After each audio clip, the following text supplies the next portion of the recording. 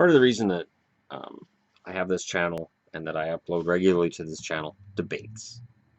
So I have magazines that date back to 1986. Debates are fun because from 30 years ago we can look back and go, well, this happened and this happened, and not remember that not everybody was seen as a shoo-in for being fantastic. That turned out to be fantastic, or in this case, marvelous. He is consistently capable of feats which defy description, logic, and more than a few laws of physics. He was the National Hockey League's Rookie of the Year, and only the fourth player in NHL history to score 100 and more points in his first season.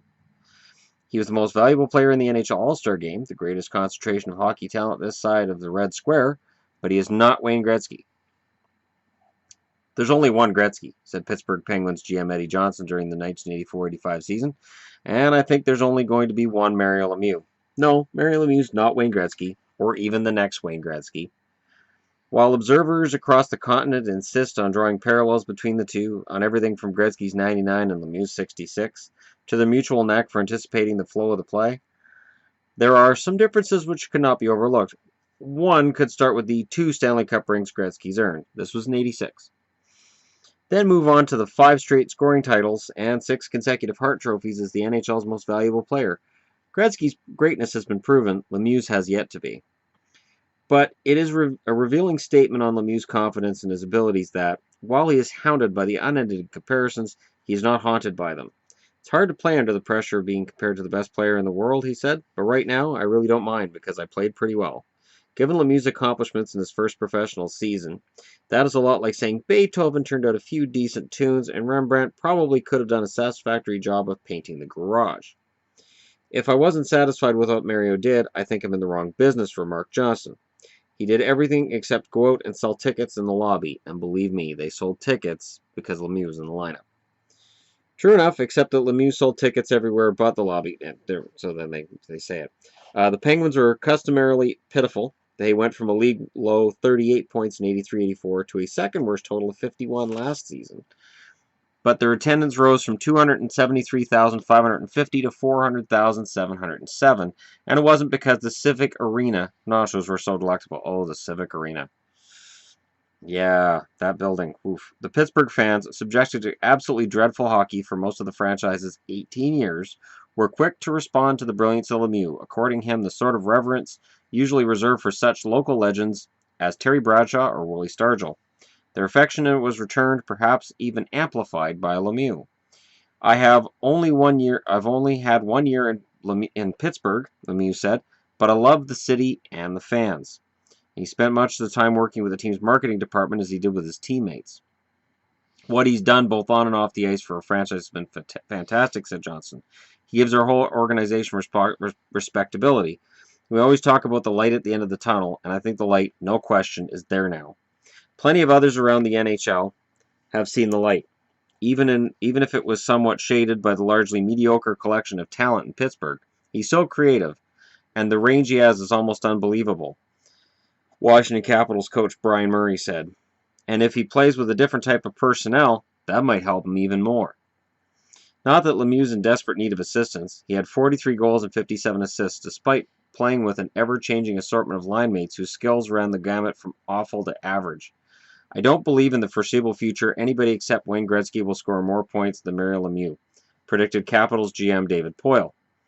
There's no embarrassment in that, since Gretzky piles up points faster than most National Basketball Association players. But Edmonton Oilers coach GM Glenn Sather, after seeing Lemieux as a professional for the first time, pointed out the folly of comparing Lemieux with Gretzky. I'm even surprised he took 66. I think that's a mistake. We have to try to compare him to Wayne one way or another. He's not Wayne. He has to be his own man. Wayne is a unique hockey player, and there's only going to be one like him, just like there's only going to be one Bobby Orr and one Gordie Howe. He may end up being better than Wayne. He handles the puck great. He's big and strong. Mario is going to be his own man and his own hockey player, and he's going to be great. And while it may seem heretical to some, there is cause to measure Lemieux by the standards set by the player he unflinchingly refers to as the best in the world. The most striking similarity is their remarkable ability to anticipate plays before they develop. Consequently, they make the plays which can neither be predicted nor defense. If there's a comparison you can make, they both have tremendous hands, and they see things nobody else sees out there, explained Johnson. They're ahead of everybody. Lemieux's passing skills must not be overlooked. If a situation calls for a hard pass, he can throw one, which is followed by a vapor trail. If a soft pass is required, he can float one that would not topple, let alone shatter a crystal goblet. The only constant is that the puck invariably ends up on its target stick, which is precisely what happens when Gretzky passes to a teammate. I'm so impressed by the way that Lemieux passes the puck, Islanders defenseman Denny Potvin said. Seldom have I seen a player who can pass and create chances the way he can. So there you go. That's a look at Mario Lemieux's first year. And yeah, everybody's like, he's next Gretzky, and there's a lot of, he's not the next Gretzky. There's only one Gretzky. And I think I see that with when McDavid came in, and people were like, well, he's not Crosby. He's never going to be Crosby. And now I'm seeing with Matthews, like, oh, Matthews, he's not, whatever. Players completely write their own story. But everybody follows a different path to get to that story. And I honestly think that some of these star young players right now that we're all arguing and debating about, 20 years from now, people are going to look at and talk about what a great person and what a great star they were and how fantastic they were. And, yeah. The funny thing is, in here, too, they have an interesting article on the Detroit Red Wings. I mentioned the Detroit Red Wings in my Mike Ilitch video the other day. 1986. So here it is. There's Harry Neal, as he was the new coach of the Detroit Red Wings. 1986. Phase 1 of the Mike Ilitch, Jimmy Devellano era, all 3 years of it, went out with a whimper. Phase 2 came out with a bang. After missing the playoffs 5 straight years, the Detroit Red Wings qualified for the postseason play in consecutive seasons for the first time in 2 decades. Both times, however, they were eliminated in the first round, more easily the second year than the first. And then what's interesting in here is they mention that the Stars are mentioned here, I'm sorry. They mention that the Red Wings were able to add free agents from faster than the CIA as secret agents. They signed 5 collegians, among them highly rated Adam Oates, and 3 others with NHL experience, among them Warren Young, who joined Oates in the $1 million club. The Wings were also among the clubs in the Final Furies bidding for Ray Stasiak. I don't know who that is. The funny thing is, and it's in here, Oates, a center who collected 91 points in 38 games for RPI, is expected to pivot the club's second line behind Stevie Yzerman. He's also expected with a 7-figure contract that included an outrageous $250,000 signing bonus to trigger an upward spiral in the contracts of established Detroit stars like John Ogrodnik and Steve Yzerman. Outrageous $250,000 signing bonus for Adam Oates. Imagine if Detroit kept Adam Oates and added a 1-2 punch of Yzerman Oates.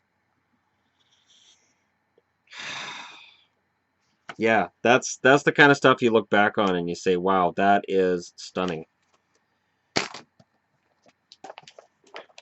And it is funny because we get into these debates.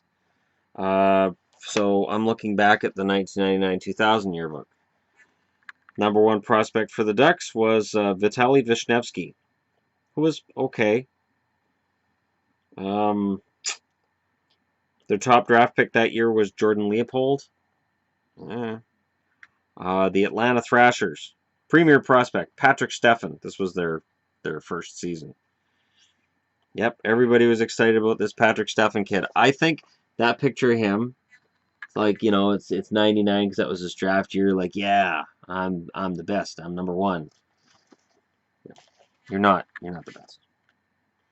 And then interestingly enough, there's Kelly Buchberger, who I mentioned in a video not too long ago, and I'm wearing that same jersey as Kelly Buchberger. Isn't that picture? So, top prospect for the Bruins was Cameron Mann. Number 2, Jonathan Girard. Landon Wilson was 4th. John Graham was 5th. Lee Gorin was 8th. Their top draft pick was Nick Boynton. They wore the Paddington Bears jersey. There's Joe Thornton looking so happy to have his Paddington Bears jersey on. And that image it has to haunt him. It just has to. And Samsonov in that picture seeming to bow to him awkwardly. Premier prospect for the Buffalo Sabres, Maxim Afinogenov. Number 2, Marty Biron. 3, Corey Sarich. 4, Dmitry Kalinin. Brian Campbell, 6th on the list. So again, we look at prospects and we get into these arguments and all these fierce debates. And in the end, you just can't tell. So as much as, like, for Canucks fans right now, Brock Besser, we're excited about Brock Besser. He could be that premier winger we need. Or he could be the next Bertanen. You don't know until they make the NHL. Premier prospect for the Flames, Jean-Sebastien Giguère. How'd that work out? Never mind, I'm just kidding. Number 2 is Daniel Tkachuk, Robin Regehr, Rico Fata, Blair Betts, Tony Ludman. It's kind of a mess with Calgary, but they were wearing the Germany jerseys back then. See, this is when I bought most of my jerseys. Because if you look at books from... If you look at hockey pictures from 98, 99, and in that area, most of the jerseys I own are from around then, because that's when I bought a lot of jerseys. I've been buying a lot the last couple years, too. There's a reason I looked out the corner of my eye at Yvonne when I said that, but I did purchase a lot of jerseys between 98 and 2000. Most of them on sale, because sporting goods stores near my place were closing down. So I was going in and like, oh, your jerseys are half price? Here's $200. I'll take those 5. And I would just pick up 5 at a time. And then just do a happy dance the whole way home because I just picked up 5 jerseys. Carolina's top prospect was Jeff Harima. Number 2, Shane Willis. And then Nicholas Chelios. And a bunch of just nothing. And then Eric Cole at 9th. And Joseph Vasicek at 10th. Chicago Blackhawks, number 1 prospect, Jean-Pierre Dumont. Followed by Mark Bell, Kyle Calder. Radim Bachanik was 10th, and Steve McCarthy was the number 1 draft pick. Colorado, Mark Denis. Premier prospect. With Alex Tanguay, Martin Skula, Scott Parker. David Abisher shows as 6th. Sammy Paulson is 7th. Billy Niemanen at 9th. You alright? Sorry. You okay? Yeah. You good? Yeah, I'm good. You sure? Yeah, sorry. Do you need a glass of water? No, I'm good. Stop it. Do you need pop? Go look that way. Do you need milk? Stop it. Do you need beer? Shh. Do you want a shot of Crown? Go. Yeah, that'll help. Okay. Go away. How do I go away? I'm doing a video. I meant turn the other direction. See, and then they mention in here unsung hero Sean Podine, Patrick Roy enters his 15th season with a 2-year contract extension, a passion for winning, matched by few in the game. He may not be quite the goalie he was in the late 80s and early 90s, but Roy is still among the best. With little help from his offense, he would have been fitted for his 4th Stanley Cup ring in the offseason. Rookie Mark Denis was handed the backup job after Craig Billington was traded in the offseason. So see, Mark Denis, he was going to be the big star goalie after Patrick Roy left, and no. And then Abisher was going to, and then no. And there's been a lot of no in Colorado since then. Marty Turco, premier prospect. Roman Lyashenko was number 2. That didn't work. 3, Brendan Morrow. That worked. 4, Pavel Patera. Absolutely not. Then Blake Sloan. Not really. John Erskine. Nope. Richard Jackman. Yeah. John Sim. Nope. Steve Gainey was number 10. Relation to Bob Gainey. And number 1 draft pick, Michael Ryan. So this is, this is the thing. You look back, and it's just one of those things that occurs to me as I watch these games, and then I see people arguing, and I see the arguing about Calder and Laine versus Matthews versus Marner versus Nylander, and fans are just ready to say, oh, Nylander isn't as good as Marner or Matthews. You don't know the first year. Let's take a look at rookies. One sec. Okay, so just looking through 1998-99 rookie scoring leaders. The number 1 scorer was Milan Hajduk with 48 points in 82 games. Chris Drury had 20 goals and 24 assists for 44 points. Mark Parrish in Florida had 24 goals, 13 assists, 37 points. And they were the only 2 20-goal scorers that year. Brendan Morrison had 13 goals, 33 assists, 46 points for Jersey. That was the year before he was traded to Vancouver. Bill McCult in Vancouver had 36 points in 73 games. Marian Hossa had 30 points in 60 games. So think about this. In 13 less games than Bill McCult, Hossa had 6 less points. So if you go by rookie season, Alex Koroliak with 30 points in 55 games was better than Hossa. If you go by rookie season, then Vadim Sherifyanov, who had 27 points in 53 games, is up in that same level as the Marian Hossa. If you go by rookie season, JP Dumont's 15 points in 25 games, he might be a pretty good 40-point player for his whole career, and he was, but Mike Maniluk had 15 points in 45 games. Wait till his role increases, and it really didn't. Pavel Rosa, 16 points in 29 games. I used to hear about how Rosa was going to be a dominant top 6 forward at some point. I heard Tom Poti was a better point producer his rookie season than Sammy Salo. So, when you look at this and you say, okay, here's the good players from that rookie season. Daniel Briere only had 8 goals in 64 games. He only had 22 points. We can look back now and say, oh, Phoenix didn't understand what they had in Daniel Briere. Daniel Briere didn't understand what he had with Daniel Briere.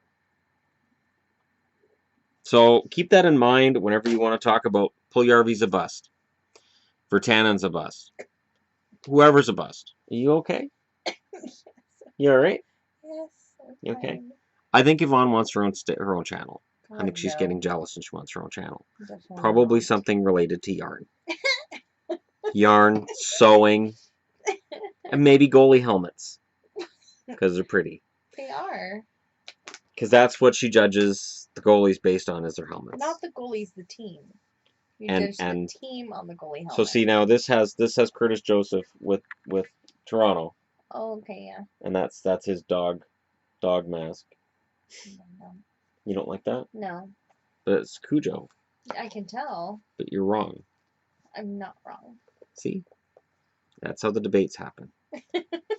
I'm just, so it's one of those things I look back on, and I may take a further look into guys who had great rookie seasons, the guys who had poor rookie seasons, and I'm only going to look at points. And I understand certain rookies play less ice time, and we can get into that. But there's a lot of people who seem to focus on rookie season as if that's it. This guy's made it based on his rookie season, or this guy's a bust based on his rookie season. And it is strange. Because there's a magazine right there that says Lemieux in his rookie season. Yeah, he's good. He's really good. No Gretzky, though. And you don't hear that anymore. And even from a guy like me, and I didn't like Lemieux back in the day, but Lemieux, I would put him on par with Gretzky. If Lemieux had played in the same era as Gretzky, if he played all those seasons in the early 80s, and he didn't have his battle with Hodgkin's lymphoma and with other ailments along the way, absolutely he'd have well over 2,000 points. Absolutely he'd have 800 plus goals. Absolutely his totals would rival Gretzky's. He could even have passed him. I will give Lemieux that because he was bigger and stronger, and I think he was a better player. But he didn't have, he didn't have any of the whatever you need at that time after one season for people to say, oh, he's up there with Gretzky. So that's the Matthews argument. When I see Matthews being talked down about, or, well, we'll see where he is in a few years, he could get better. Marner could get better. Nylander could get better. That's where it gets scary. Because some rookies drop, and some rookies, just get better. Some of them are Sergei Samsonov, who's lightning in a bottle, and he never gets to that level that he was supposed to when he was a rookie. And some of them are like a Joe Thornton, who comes in and doesn't do a lot his first year and gradually gets better. The Sedins did nothing the first few years they were in the NHL, and then they just gradually got better. So we can't tell, but it's fun to look back. Thanks for watching. Don't forget to like and subscribe if you're browsing your way through, and I will be back to talk to you all again later, because we are in the best part of the hockey season when we're going to start finding out who makes the playoffs and who doesn't. And my plan tonight before bed is After all the games are done, we're going to take another look at the standings and see who's standing where, whose standings got better, whose standing is worse, and I don't need percentages to tell me who's going to make the playoffs. I can read and do math. So I don't need percentages. Thanks for watching.